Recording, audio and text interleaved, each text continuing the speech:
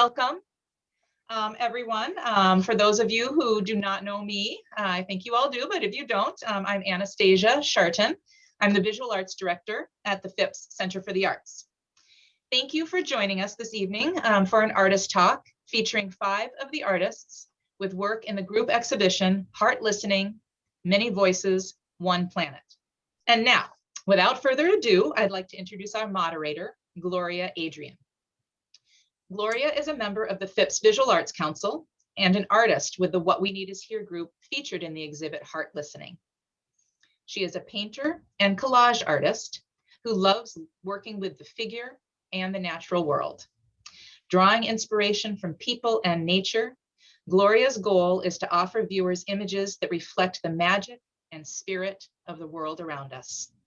Please join me in welcoming Gloria Adrian. Hi, everybody. It's nice to have you here tonight. I'm going to give you a brief verbal overview of the show. There will be about a 2.5-minute virtual tour of the show, and then I will introduce you to 4 of the artists who participated, and they will talk about their art piece and how it fits into this show. We will follow this up with questions or observations that you may have. Now, Heart Listening features new work by artists who participated in a monthly seminar series from July to March. This marks the 11th year the Phipps has organized these gatherings under the name What We Need Is Here, which has been taken from the title of a poem by writer and environmental activist Wendell Berry. Each year we focus on a theme. This series explored the theme of healing and belonging, and focused on both the natural environment and cultural diversity. Together, this group of area artists participated in the St. Croix River Fest cleanup, visited a restored prairie and woodland, went on a docent-led tours of different galleries featuring art by Native Americans, Somalis, Southwest Asians, Africans, and Arab American artists. We also participated in a dream workshop. Heart Listening seeks to make connections and reflect upon the seminar's seemingly disparate experiences. At this time of great displacement due to global warming, human and environmental exploitation, and other unsustainable practices, it is important that we listen with love and compassion to all the voices and use art as a means to tell our truths. Only in this way can we learn from one another to find common ground and create thriving communities. We need one another's support through our healing. We all share the desire to feel we belong. This show was supposed to be shown last April, but was closed due to the pandemic. Since COVID and George Floyd's death, this theme seems to be even more poignant today. Now we're going to show a 2.5-minute video walkthrough of the galleries.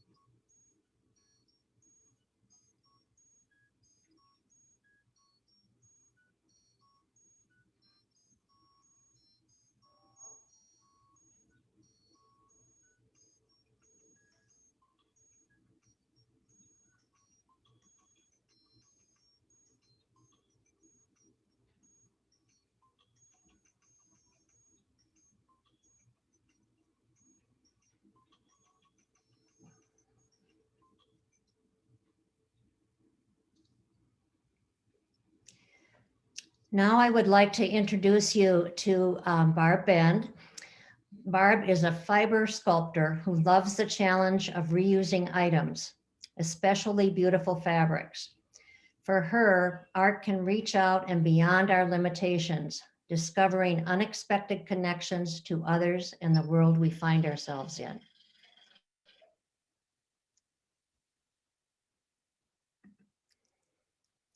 Barb, you have to unmute. There. Okay, I forgot. Hi, thank you. Thank you, Gloria. Am I on now, right? Yes. Yes. Okay. Actually, if Anastasia, if you could put my piece up, that would help, and I'll get started with that.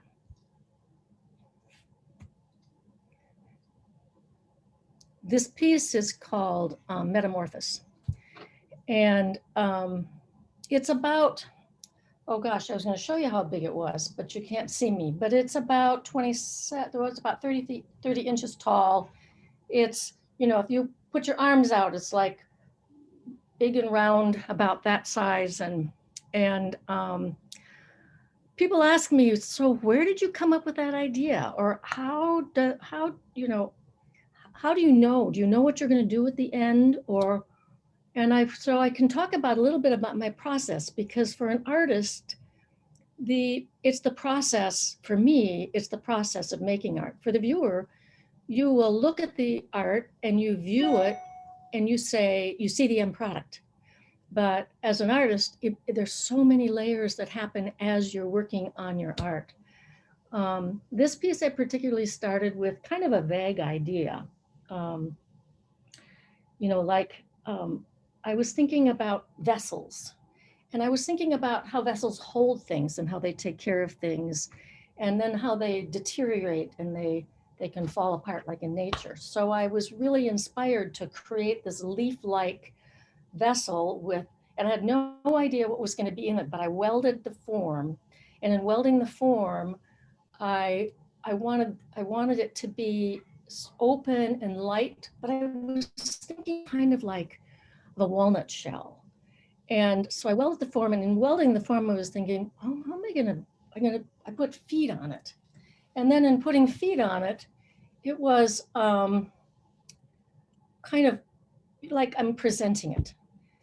And I brought it back to the studio, sat down on the table, and that was it. Nothing happened. For a year, it sat with this big welded thing sitting in. And what I do when I make something and it stops energizing me, then I end up like putting fabrics on it when I'm working on something else. Why don't you go to the next picture, Anastasia?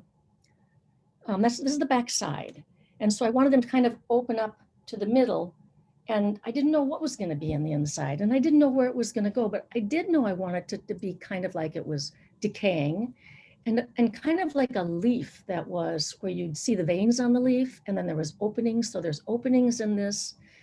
And so as it sat, and I didn't know what to do with it, and I had these semi-ideas, and one day it struck me that rusted fabric looked a little bit like walnut hull, and yet it was thin enough that I could keep the lines of the piece. And so I started rusting linen by wrapping metal in it and putting vinegar and water and wrapping it in a plastic bag and sticking it in a warm place. And over a week, the rust makes these amazing marks on the fabric. Why don't you move to the next one in close up? And then I embellished it with things like guitar strings and zippers. And as I was working with it, I was thinking about, I wanted to make it beautiful. I wanted to make it hold something, but I didn't know what it was going to hold. And then I realized I put these legs on it, and the legs were like, why did I put legs on this? I've got this organic piece and it's got legs. And then I thought about the Fabergé eggs, the French Fabergé eggs, and the eggs have these legs. And it was like I was presenting an idea, but I still didn't know what idea I was presenting. If you could go to the next picture. And so in working with this, at the time we were doing, when I did start to realize I liked working with the rusted the rest of material, and I put the rest of material on it. And then it was like, what in the world am I going to put in the middle? And there are times I thought about, it was like lungs, and then there was a heart I could put a heart in the middle, but that didn't seem right. And or it could be a flower and then there was stamen coming up inside, but that didn't seem right. And even sometimes I thought about putting hands in the middle. And so I work in a studio with a bunch of artists, and I started, one of the things I do is like, okay, you tell me what you see and let me know. I kind of know what I'm feeling with this, but I know that something's breaking open. I know something is coming. There's something precious inside, and I don't know what that is, and I don't know where it's, how to make it. And they had lots of good ideas, and I listened and I listened and listened. And then Jane said to me, "It looks like an oyster shell. I think you should put a pearl in there."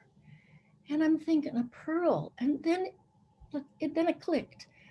We've been talking about people displaced, and we've been talking about cultures that were displaced, and I thought about a pearl starts as a piece of sand, an irritating piece of sand inside of the oyster shell, and it's out of place, and it's not in a happy place, but eventually it gets coated and coated and coated and coated and coated and becomes this pearl.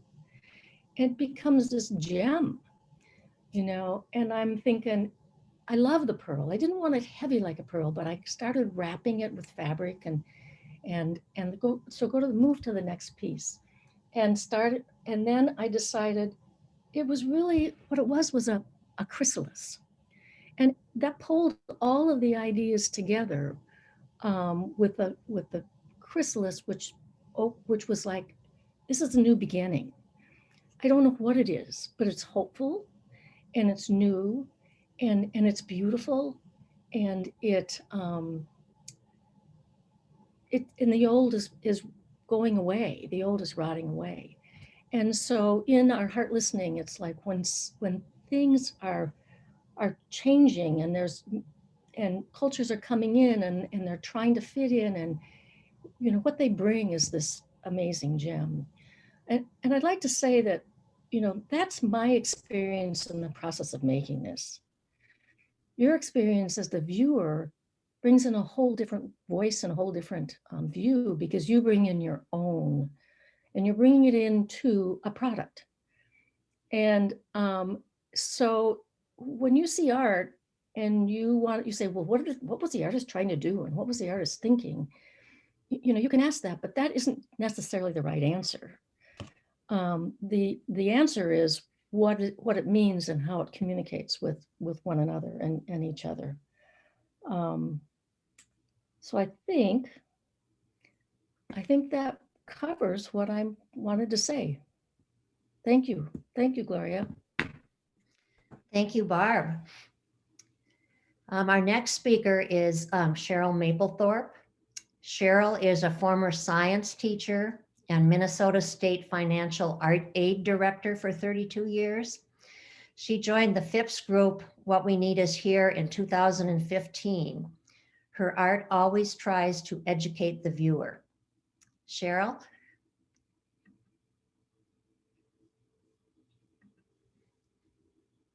You have to unmute, Cheryl.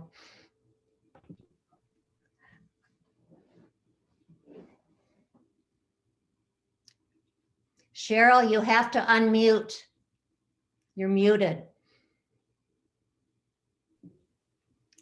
There you go.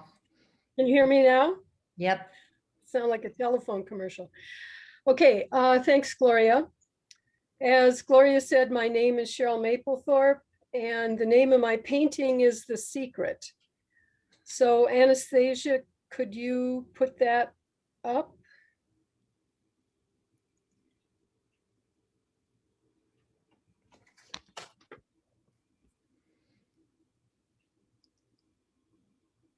Okay, the theme of the exhibit is heart listening, many voices, one planet. In order to repair our nation, we must increase our communication with one another. But unfortunately, because of the pandemic, speaking face-to-face can be dangerous. In my painting, The Secret, the man is sharing more than just information. Many months ago, a friend told me that it was okay for the government to close the pandemic office because in 2016, there was no pandemic. As a former science teacher, I was shocked. I told him that there is always a pandemic coming. Pandemics are ancient and there will always be another pandemic. Our only defense is to see it coming and try to stop the spread to reduce the loss of life. A pandemic will probably be the end of the human race. A pandemic might have been what wiped out our close relative, the Neanderthals.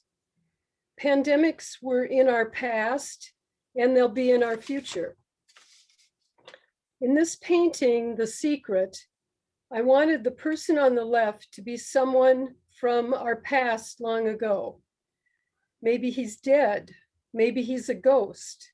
Maybe he's an alien, another species of human beings.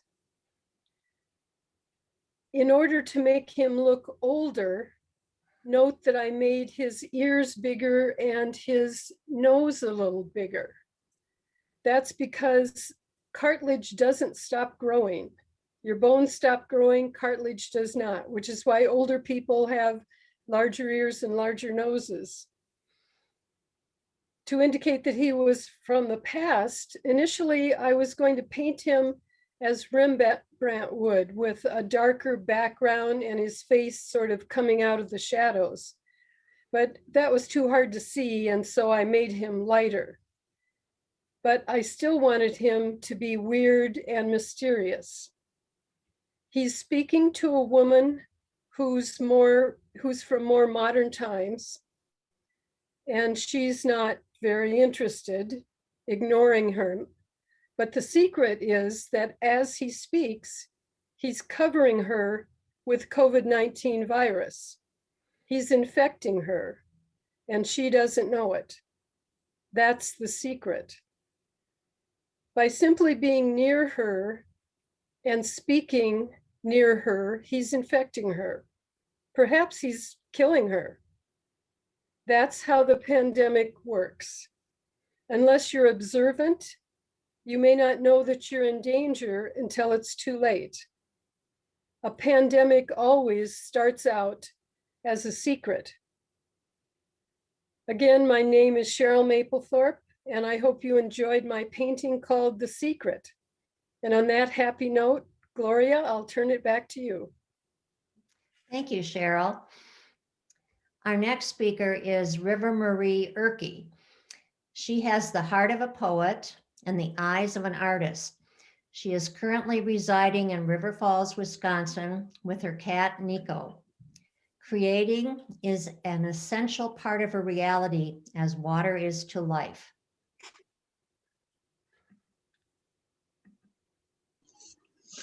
We all forget. Bonjour. Good evening, everyone. I thought I'd first start with what drew me to do this art piece. I have a degree in American Indian Studies, my relations of blood and culture, and I believe it's very important people's stories are heard. With that, Anastasia, where are you? Could you start the video, please?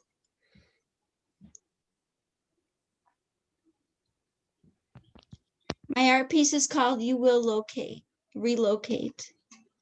It's a 5x3-foot multimedia storyboard illustrating half of an Anishinaabe wild rice camp burning. Could you put the photo on now, please?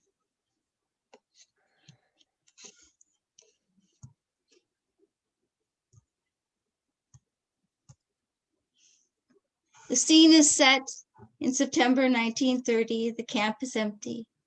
Everyone is down by the water ricing when the fires are started. In seconds, the camp is ablaze. Smoke billows into the sky. Flames ravage, homes crack. Screams cover the screech of the getaway. Wigwams burn. This art piece embodies the devastation of displacement. It represents the centuries Native Americans have been bullied and forced to relocate off their ancestral land. Thousands upon thousands of Native people have been displaced since red and white relations began some centuries back. Each person, village, and tribe have their own stories. For this art piece, I chose stories close to home, creating the setting in Minnesota during the 20th century. Framed alongside are two historical accounts of displacement that influence the story I have portrayed here. The first is the story of the Rice Lake Anishinaabe, who were bullied off their ancestral land. I will end with their story. The second is the front cover of the Pioneer Press from 1911, when the Anishinaabe village was burned. If you're unable to visit the gallery, which we hope you can view these on my website. We'll explain at the end. Then by one of the legs of the piece, if you can see down, I think it's on the right, is a button that people are invited to hit after the scene. I have a bottle of hand sanitizer there. But again, if you cannot go to the gallery, on my website, there's a video so you can hear the crackling fire. It adds to the drama. But now to my process, which began with research and a rough draft of the camp on paper. I strive to recreate a wild rice camp as authentic as my resources allowed. I use natural and original materials like birch bark, sticks, rocks, hide, and tar paper. In the 1930s, Native Americans often used tar paper to cover their lodges. They primarily lived in shacks, but wigwams were common in seasonal camps. But back to my process. For months and months, I sewed the background, including the tree, before the pole frame was built to stand it up. And this is where the fun began for me, constructing a camp. You can zoom in a little bit if you. I have built wigwams before, so my first idea, mind you, was to build half of a real wigwam off the bottom. But that proved to be way pragmatic. So I had to scale it down and constructed them out of cardboard, tar paper, and material. I stretched hide and I made little birch bark baskets. I made a kettle from cardboard and built a fire pit. I added grass and bushes, rocks and sand. I built a lean-to and made a 1930s car with a federal license plate. I painted trees and smoke, and yes, that's a dead dog. Then I lit the wigwams on fire. I tied beads and cones to the leather ties on the frame. Then I decorated the top with feathers and a dream catcher. We can stop listening at, or stop at the picture. Not listening, sorry, everybody. There we go. I want to share with you the story of the Rice Lake Anishinaabe. I believe people, their story hasn't really been out there. Displaced. They were warned the ancestral land was wanted. Relocate, Chippewa, echoed the feds. Wigwams to shacks, tar paper and scraps. It took 5 years till the last family left. Bullied by fires, displaced, the people scattered for now. On November 1935, President Franklin D. Roosevelt established the Rice Lake National Wildlife Refuge near McGregor, Minnesota, to preserve habitat for waterfowl. In other words, the refuge was to be reserved for hunting and bird watching, with no regard to the people who had lived along her waters and gathered her resources for hundreds of years, families that depended upon the land for survival. Many relocated while a few stood ground. The last family left in 1939, the Rice Lake Anishinaabe. They were never compensated for the land wrongfully taken. Determined, they slowly built their community again by buying one piece of land at a time, forming East Lake Community In 1946, the boundaries of the Mille Lacs Reservation were adjusted to include East Lake and Sandy Lake. And they became the District 2 of the Mille Lacs Band of Chippewa, which then gave them some help. Rice Lake Anishinaabe kept their treaty rights to gather sacred Monoman wild rice on Rice Lake, but could never live on their ancestral land again. Although ricing was not easy or safe when sawed-off shotguns stood in the way, the Rice Lake Anishinaabe would not be stopped. Legally, they had every right, and they fought in court and won. The Rice Lakers are teachers, historians, and storytellers, generations of Ogichidag warriors, fighting to protect family, a way of life like Hole in the Day from the 1800s, to the Abid brothers, late 20th century into the 21st, fighting for the rights of people and the land. Today, the East Lake community is stronger than ever. As for ricing, they still run into opposition, but primarily they are left alone to harvest Monoman like their ancestors. Ricing is in their blood.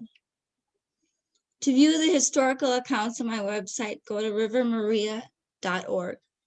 On the main page, you can click on Artist Talk and it'll take you right to the post. Miigwech, thank you. Thank you, River. Just a second here. I'd like to introduce our last speaker, who is Jill Waterhouse. Jill is a mixed media sculptor and installation artist who also has a strong interest in photography, the book arts, and collage. Her piece for the show was a departure from her 3D work, created to honor Ruth Bader Ginsburg shortly after her death in 2020. There's Jill. Thank you, Gloria. Gloria mentioned in her introduction, this piece entitled RBG, The Power of Lace, is actually somewhat atypical for me. For those of you who know me, I'm predominantly a mixed media or stuff artist, and I make work from all kinds of materials, found objects, rusted metal, carved wood, vintage finds. I use mannequins a lot and things like theater marquee lettering, to name just a few of the kinds of objects I use in my work. But I tend towards materials that have a previous life, a story to tell, if you will, that for me imbue the work with a kind of mystery as well as meaning. When asked to describe my work, I often say that my art dances on the frayed edges of the American social fabric. And these days, especially since January 6th and this week in particular, there are a lot of frayed edges on which I find myself flailing probably more than dancing. My work also tends towards large, so large that I really need a big van or truck to move almost any one piece. But this piece, if you can cue up the image, Anastasia.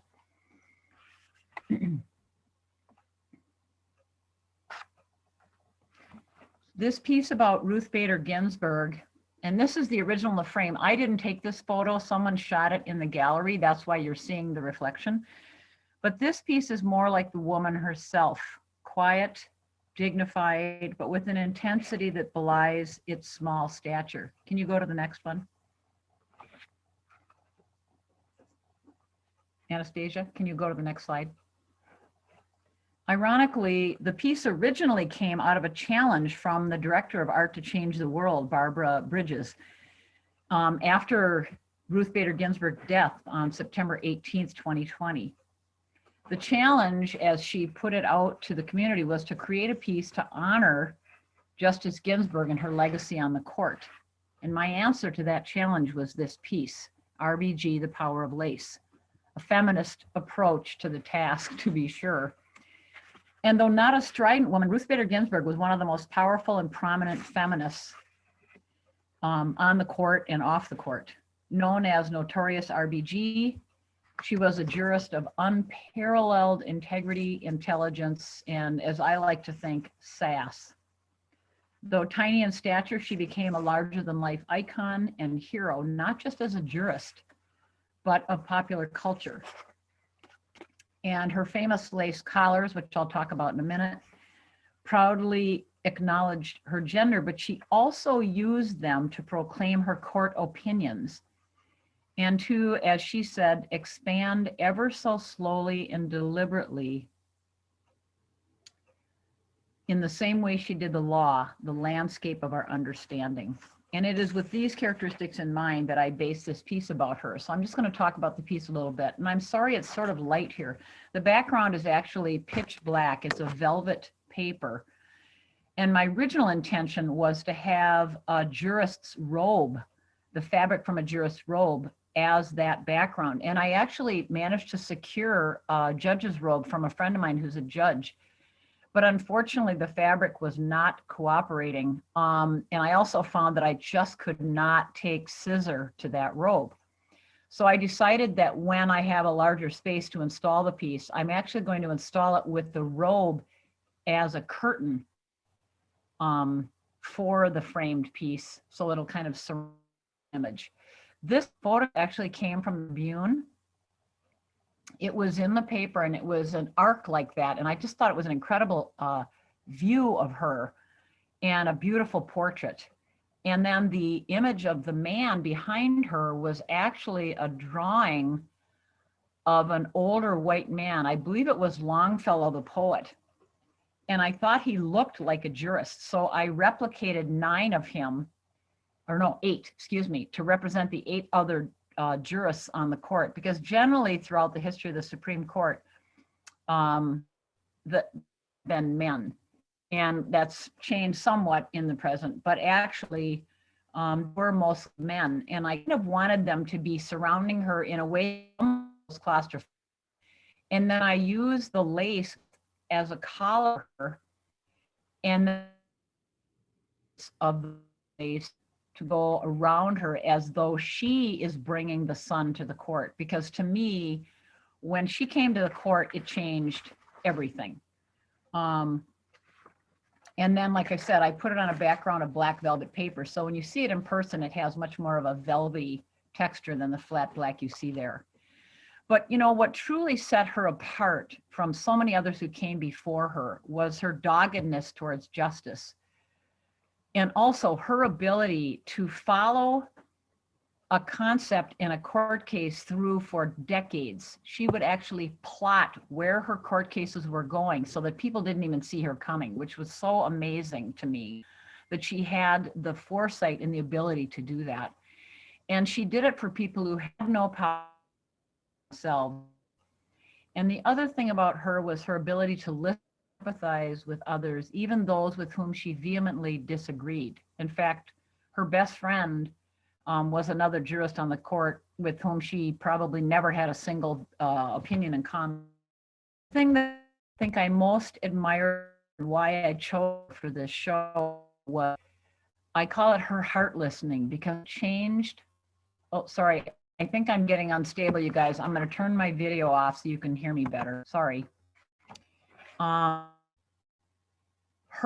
ability to listen, that heart listening, changed the court and impacted our legal.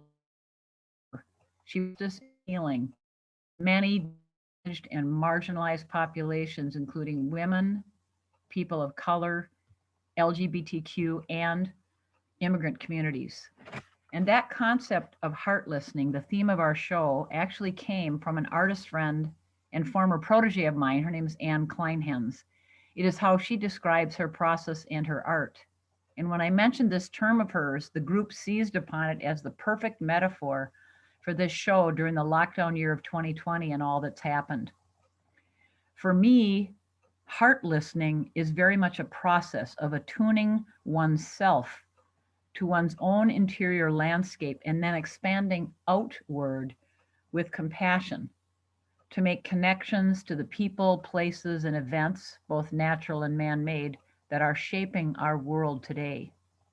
It is opening up the ears of our hearts to hear more clearly what is happening around us in order to act from a place of love. And I'm going to go ahead and end there and skip my last image, Anastasia, and I'll send it back to Gloria with gratitude. Thank you, Jill. Before we open this up to questions, I wanted to take a moment to share my piece in the show. Anastasia, will you show the image, please?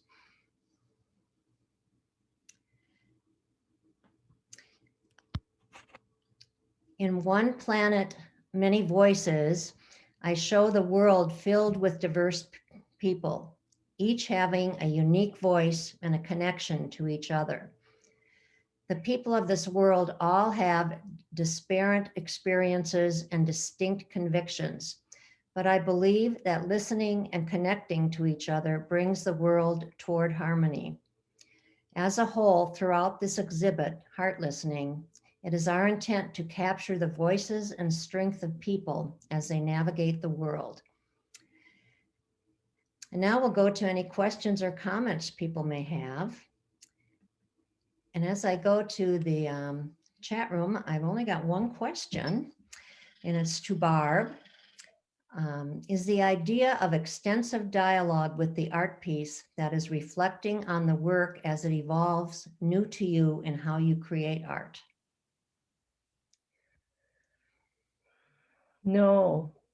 It is how I create my pieces that I feel are my best pieces. I sometimes will have an idea like I want to do a horse or an animal or a dancer or whatever, and that's pretty well set. But I love the process of a dialogue between the fabric, the materials, an idea, the shape, and what's going on around me. And it all comes together, but it doesn't come together in a timely fashion.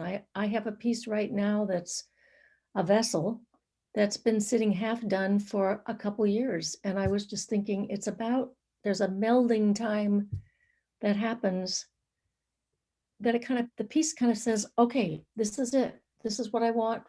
And I follow it. And it's a process of listening to both my inner self and my work around me, I guess is how I would say it. I think that says it pretty well. There's a question here for me, which says, are the people in your piece local?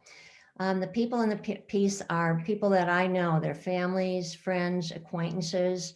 I just sent out an email asking all of my friends, acquaintances, etc., to send me a selfie. And then I made them all the same size and put them into a grid form on the globe and let the light of the globe shine through. And so the only one I don't know personally is Barack Obama. So, but otherwise, they're friends and acquaintances. Here's one to everyone. Part of our process, this is from Terry Power, part of our process was to bring our ideas to small group discussions. How did that work for you as you developed your work? So I guess she's asking the speakers how the small group discussions help develop your work.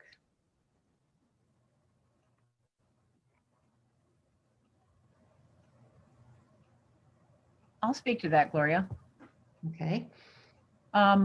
If that's okay. For me, it wasn't so much the specific piece as the way that those discussions informed how I think about my process, and what about the way the group works together. I'm going to turn my video off again. Sorry, you guys. What about the way that we work together informs me as an artist and as a person?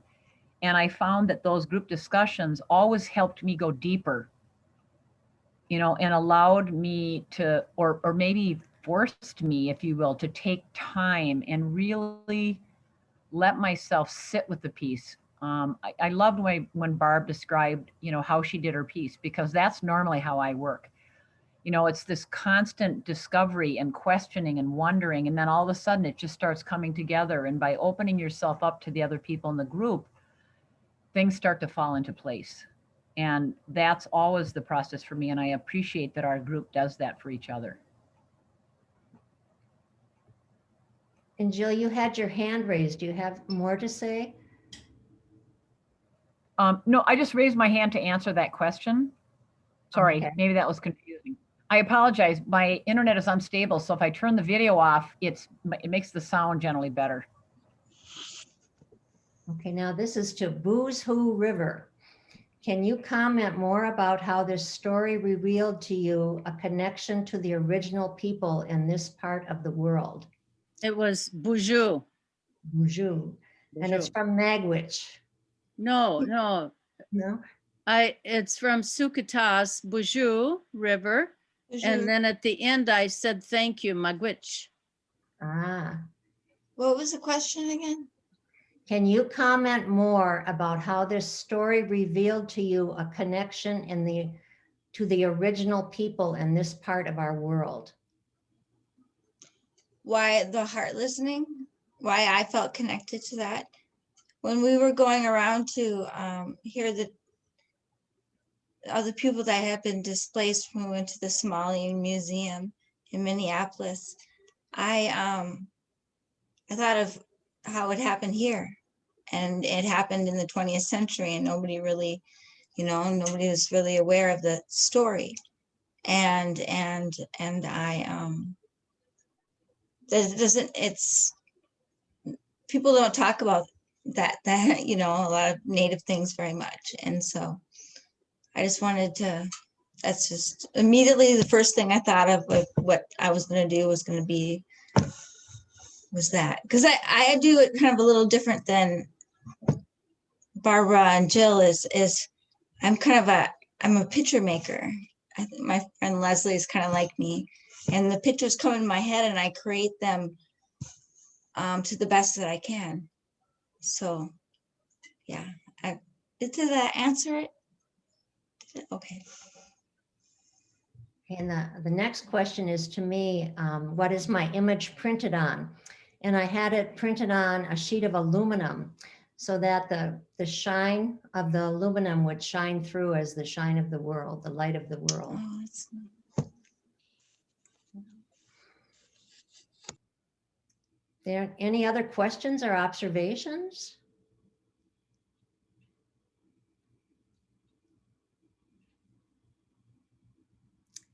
Let's see, here's one. I have a question for the audience. If and when you want to open up the discussion, how do you see the concept of heart listening making change, particularly in this extremely polarized and potential violent times?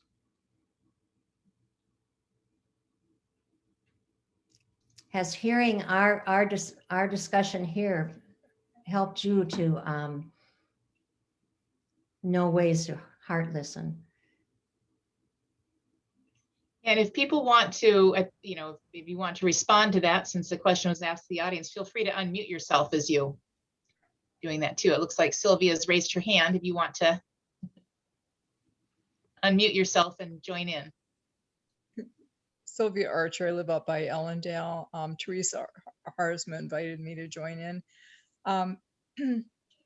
There was just something that I just feel is really important, is that when we're communicating at the head level, that's where the conflict happens. And that's where people get divided. But if we start communicating at the heart level, then we have a connection. That's all I've got to say. And we hope that art communicates more at the heart level.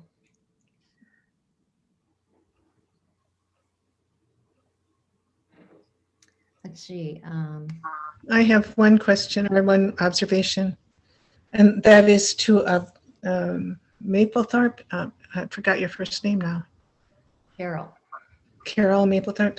I was just stricken by your statement that there will always be another pandemic. For some reason, that really jarred me. I hadn't heard it said like that before, and I just was hoping you might make something more specific to that message. I don't know how you would do it, but I think that that's something more people need to hear. It's really powerful. Thank you. That's all. So Barbara, are you saying that you did not know that there are pandemics after pandemics and that there will be pandemics in the future? Well, it's like you know it, but I haven't heard it said like that before. And it touched me in a different way that it just really stopped me cold. So I guess I haven't really been thinking that direction. So I guess not. I know they've always been, and they probably, but anyhow, it's more intellectual. That made me, it struck me. And I love the piece too, by the way. That's really a wonderful piece. Thank you. And we have two more comments. One is to everyone. Beautiful and meaningful work. Thank you all for sharing. And the next one is, I'd love to hear the artists articulate how they feel art can create positive change in the world.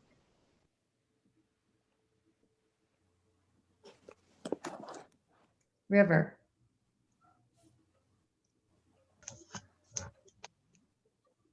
By teaching and opening people's eyes to what they can do, and you know, like, I don't know, a preview probably a little bit to, we have another show in April, is mending. What can we do, you know, to make the heal what's been going on, and that can be done with art.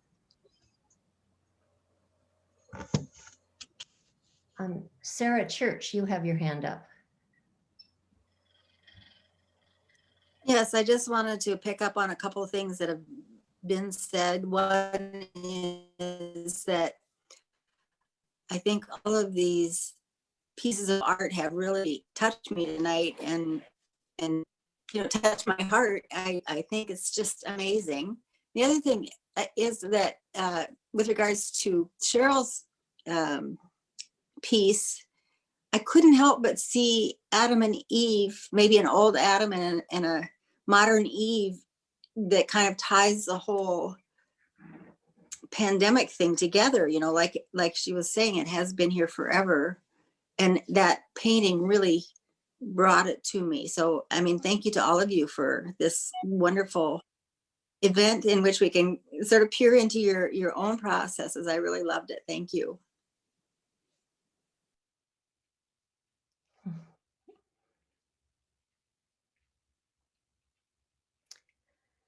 This is to everyone. This was a wonderful presentation. Thank you all for your effort. I've been starved for something like this. Again, thank you. And here's another one. It was very enlightening to me.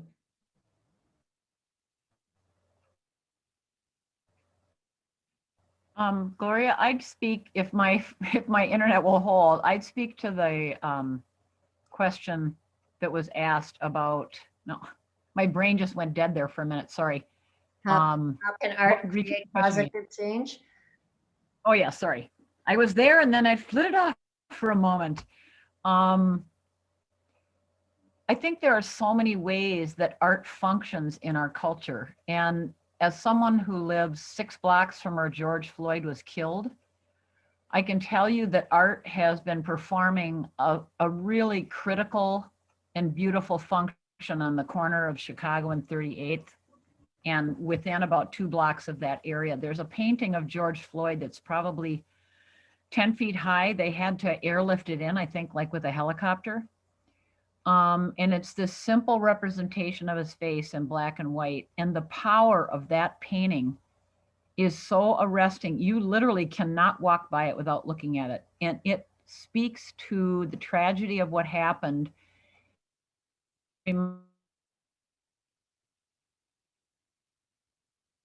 Of the iceberg. You know, there's this whole other layer under that we are not seeing, that we have to start paying attention to, because the ship of our culture just crashed into it.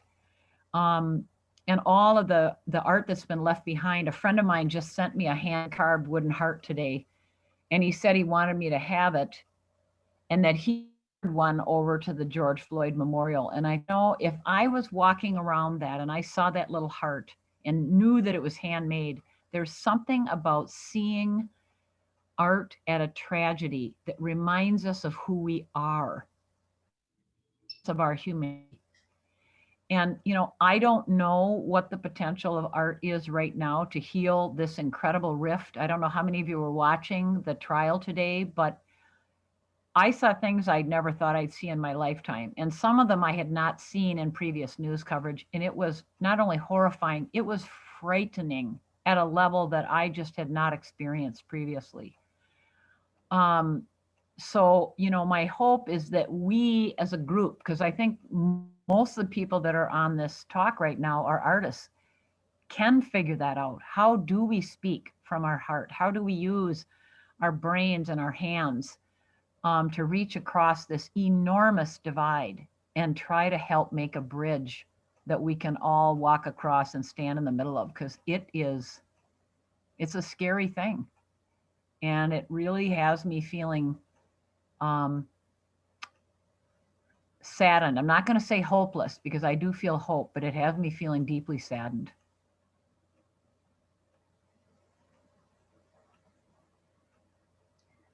Do any of the other artists from the What We Need Here group that are here want to speak to how they responded to the theme?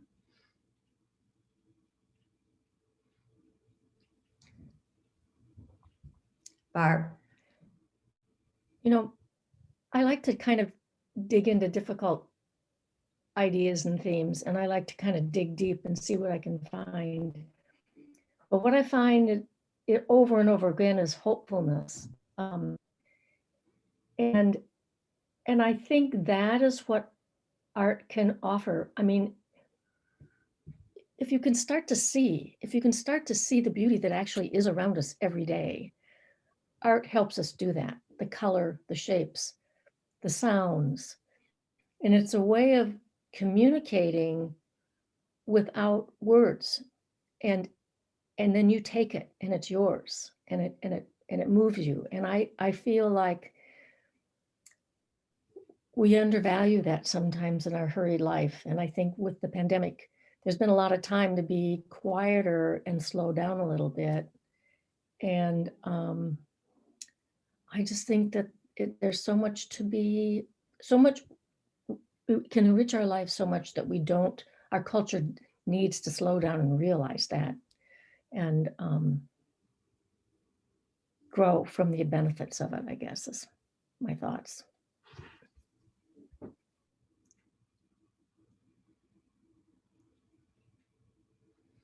Sue, you have to unmute yourself. I was just going to respond to what Barb said, and I'm very intrigued with your work, River. And in my past, I had very good friends up in Grand Portage, so that's why I opened with Bijou. But anyway, I recently read the book Neither Wolf Nor Dog, and it's an interview with an elder in Lakota Nation. And anyway, there's a moment when the elder is looking off into some woods and tells everyone, and then says there's a buffalo on the edge of the woods. And the interviewer says, well, how can you even see that? Because his vision wasn't that great. And the native elder said that it wasn't that he saw the buffalo, it was that the buffalo revealed itself to him. And I hear that as sort of a metaphor for what's goes on in many of you in your creative process. And I think you're listening, you're allowing things to be revealed to you. The tours that you did and the speakers that you listened to, and have informed you and inspired you and stimulated your thinking, and you've been reflective. And I don't know if that has anything to do with what we artists can do to contribute to a vision in terms of dealing with whatever, all the stuff that's going on in our nation. But I do think performing people, poets, visual artists, musicians, I think that's what we do. You know, it's whatever you value, and you make it manifest in paint or cloth or, you know, whatever. I think that's our important, I think that's the important thing that we do. Thank you. Terry Power? Well said, Sue. Thank you for saying that. I felt, I wasn't going to say anything, but I have felt moved to say that I believe what you've all said is true, that art is an important way to highlight and focus and get people to stop, consider, to think. But it's also a very hopeful thing. No matter how difficult some of the subjects and topics and incidents are that we try to portray, this isn't the worst thing we've ever been through. Think of the 60s, think of the Civil War, think of the plagues of the past. I don't think we should live in fear. It's not good. I think we live in and have an obligation to move forward and see the possibilities of the future. And that's all I want to say, I think. I don't say it very well, but this isn't the worst thing that's ever happened, and we can move on. Something like that. I think for me, the pandemic has forced me to slow down and look at the world differently. So I think in a way it's a good thing if we do what it tells us to do, to slow down and look at the world.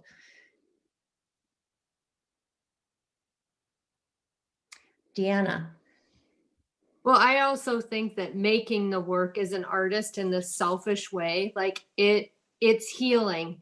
It helps me on a personal level get through day to day. It can give me a reason to get up in the morning to go and create and feel good. So that is another aspect of the art, I think. Yes.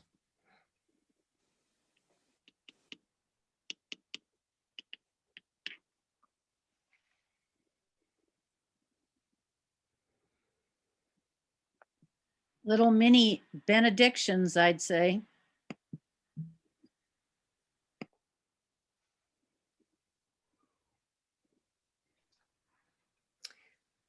Well, do we have any more thoughts or questions, observations? Sue, you have to unmute yourself. I'm doing it, my keypad and my fingers weren't getting along.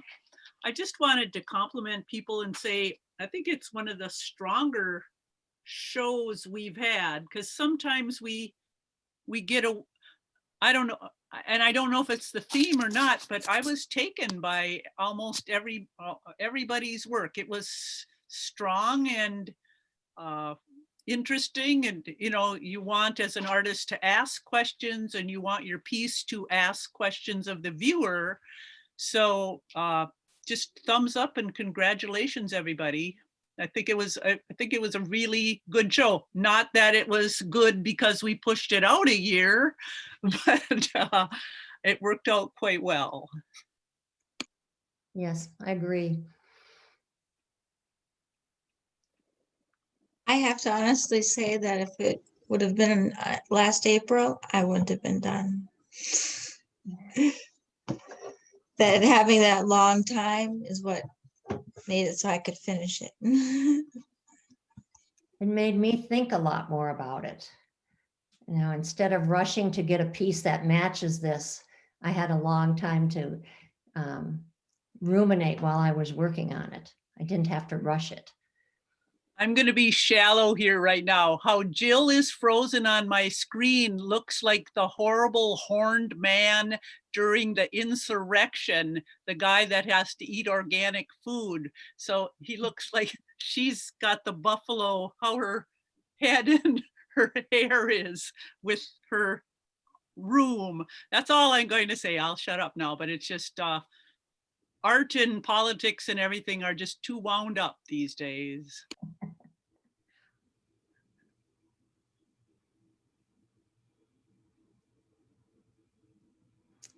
Well, shall we end the evening on that note? Any other comments?